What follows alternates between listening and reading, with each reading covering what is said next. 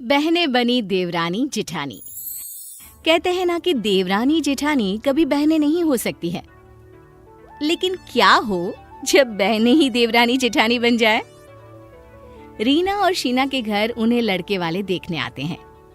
होने वाली सास कहती है, मुझे तो आपकी दोनों ही बेटियां पसंद है भाई। हम तो चाहेंगे चट मंगनी पट ब्याह हो जाए। पैसे की कमी है नहीं हम लोगों के पास, तो जैसा करेंगे आप लोग हम खुशी खुशी स्वीकार लेंगे। अच्छा, इजाजत दीजिए। ससुराल वालों के जाने के बाद शीना कहती है, ये क्या बात हुई? क्या एक के साथ एक फ्री का ऑफर चल रहा है? अरे तो लड़का अच्छा ही है ना, फिर शादी भी तो करनी है, तो यहीं कर ले। अरे मजे आएंगे, दोनों बहनें साथ साथ रहेंगे। हाँ हाँ, लड़के तो दोनों ही अच्छे हैं, कमा खा रहे हैं, माँ भी सीधी है, पैसे वाले भी है। और क्या, इसी शहर में मेरी दोनों बेटियां रहेंगी तो अच्छा होगा। कम से कम हम लोगों के लिए आ तो जाएंगे जब बुलाएं तब। ठीक है पापा, जैसा आपको सही लगे, मैं शादी करने के लिए तैयार हूँ। रीना और शीना की शादी राम और श्याम के साथ हो जाती है। फिर शादी के बाद देखो बहने हो, बहने की तरह ही रहना, देवरानी जेठानी मत बनना। मैं घर में कोई लड़ाई झगड़ा नहीं चाहती हूँ। शीना, जो बोलने में थोड़ी तेज थी, वो सास से कहती है, हम दोनों बहनें में कभी लड़ाई हुई भी नहीं है, और हाँ, कोशिश भी ना करना सास बनकर लड़ाई करवाने की। बहुत बुढ़ियाओं को देखा है मैंने, कोई काम होता नहीं तो बस बहुओं को लड़वाती रहती है। सास, जो खुद 4 हाथ आगे थी, अरे पंगा ना ले छोटी बहू, कायदे की बात समझा रही थी। फालतू की सोच रखकर ससुराल में नहीं रह पाओगी। शीना, माँ जी ठीक बोल रही है ना, वो बड़ी हैं, जो बोल रही हैं समझ लो, बस बहस क्यों। शीना को गुस्सा आ जाता है। कल तक माँ बाप के आगे जो बहन समझाती थी वो तो समझ में आ जाता था, तब तो रीना उसे बड़ी बहन लगती थी, लेकिन सास के आगे समझाना शीना को गवारा न था। बस दीदी, आप ज्यादा इनकी साइड ना ले, पता है ना सास किसी की सगी नहीं होती, कल को हम बहनों का रिश्ता खराब कर देंगी ये। रीना को शीना पर गुस्सा आ जाता है और वो उसे डांट कर अंदर भेज देती है। शीना के जाने के बाद रीना सास से कहती है, वो क्या है ना, बच्ची है, मम्मी पापा और मैंने सभी ने उसे सर पर चढ़ा रखा था, लेकिन आप ना उसकी बात का बुरा ना माने, मैं समझा दूंगी उसे। समझा देना, कायदे से रहेगी तो फायदे में रहेगी। बिना बात के लड़ना ना मुझे आता है ना मैं चाहती हूँ। सास भी चली जाती है। शाम को, दीदी मैंने इडली बनाई है, आइए खाते हैं। जीजू को भी बुला लो ना, मेरे कमरे में आ जाओ, मैंने वहीं लगा दिया है। और मैं क्या नहीं खाऊंगी? शीना को सास पर गुस्सा तो था ही। हाँ हाँ, क्यों नहीं खाएंगी, आप तो पहले खाएंगी। रख दिया है आपके लिए मैंने डाइनिंग टेबल पर, खा लीजिए जाकर। चारों कमरे में खाने चले जाते हैं और सास बाहर अकेली बैठी होती है। एक रोज फिर, दीदी मैंने 4 टिकट करवाई है फिल्म की, जीजू को बोल देना शाम को जल्दी आ जाए, और हाँ, खाना भी चारों बाहर ही खाएंगे। सास वहीं खड़ी होती है। शीना उन्हें देखती है और गंदी सी स्माइल देकर चली जाती है। तो ये पंगा ले रही है मुझसे, जानती नहीं है ना मुझे। मैं अपनी पे आ जाऊं तो इसे कहीं का ना छोड़ूं। अब क्या था, शाम को जब सारे तैयार हो जाते हैं, हम तो चले घूमने, आप भी टीवी में रामायण लगाकर बैठ जाओ, और हाँ, सुबह का खाना पड़ा है, गरम कर लेना, हम लोग बाहर से खा कर आने वाले हैं।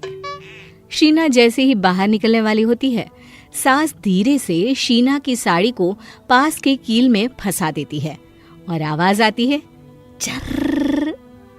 ओह, फटी साड़ी पहनकर जाओगी? अरे जाओ जाओ, शक्ल तो वैसे भी भिखारी जैसी है ही, फटे कपड़े देखेंगे तो लोग जमकर पैसा देंगे। शीना को सास पर गुस्सा आ जाता है। वो जवाब देने ही वाली होती है कि अरे मुझसे बहस करने से अच्छा है कि जाकर साड़ी बदल लो, कहीं फिल्म ना छूट जाए। अरे शीना जल्दी करो ना। रीना बेटा, तुम लोग निकलो, वैसे भी तुम लोगों को अलग अलग बाइक से जाना है, तो वो बाद में ज्वाइन कर लेंगे। हाँ माँ सही बोल रही है, चलो रीना। ठीक है माँ, हम लोग जा रहे हैं। वैसे भी मैं फिल्म की स्टार्टिंग नहीं छोड़ना चाहती। अरे जाओ ना तो फिर जल्दी से। शीना फिर से साड़ी बदलकर तैयार होकर आती है। 9 बजे की फिल्म और 9 तो यही बज गए। अरे शीना क्या है यार, वक्त पर तुम कभी तैयार नहीं हो सकती। अरे नहीं जाना था तो टिकट लिया ही क्यों? पूरा मूड खराब कर दिया। अरे मैं तैयार हो गई हूँ ना, चलो ना अब। लेकिन जैसे ही शीना जाने को निकलती है, सास के सीने में दर्द शुरू हो जाता है। हाय रे, मर गई। अरे माँ क्या हुआ, क्या हुआ आपको? अरे दर्द हो रहा है सीने में बहुत जोर से। बेटा कुछ कर। मैं डॉक्टर को फोन करता हूँ, वो आ जाएंगे तो अच्छे से चेकअप भी हो जाएगा तुम्हारा। अरे नहीं नहीं बेटा, वक्त लग जाएगा। तू बहू को लेकर जा, जा बेटा। हाँ माँ सही तो बोल रही हैं, चलो ना जल्दी वरना फिल्म छूट जाएगी। ये सुनते ही शीना का पति जोर से शीना पर चिल्ला उठता है। पागल हो गई हो? समझ में नहीं आता या दिख नहीं रहा? मेरी माँ की तबीयत बिगड़ रही है और मैं माँ को छोड़कर पिक्चर देखूं? वाह जी वाह। जाओ जाकर खाना बनाओ, मैं डॉक्टर को बुलाता हूँ। बेटा जैसे ही बाहर जाता है जाओ जाओ खाना बनाओ, और हाँ सिर्फ मेरे और मेरे बेटे के लिए ही बनाना। तू तो वो सुबह का जो खाना बचा है ना, उसी को गर्म कर लेना। शीना समझ जाती है कि ये सारी सास की चाल थी। शर्म नहीं आती बेटी को परेशान करते? मैं कहाँ परेशान कर रही हूँ?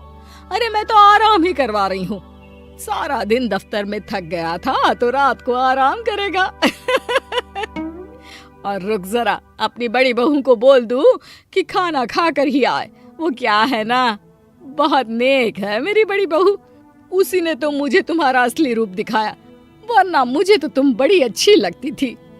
शीना को अब रीना पर भी गुस्सा आने लगता है, और जैसे ही रीना पति के साथ घर आती है, शीना का गुस्सा बहन पर फूट पड़ता है। शर्म आनी चाहिए थी दीदी जीजू आप लोगों को।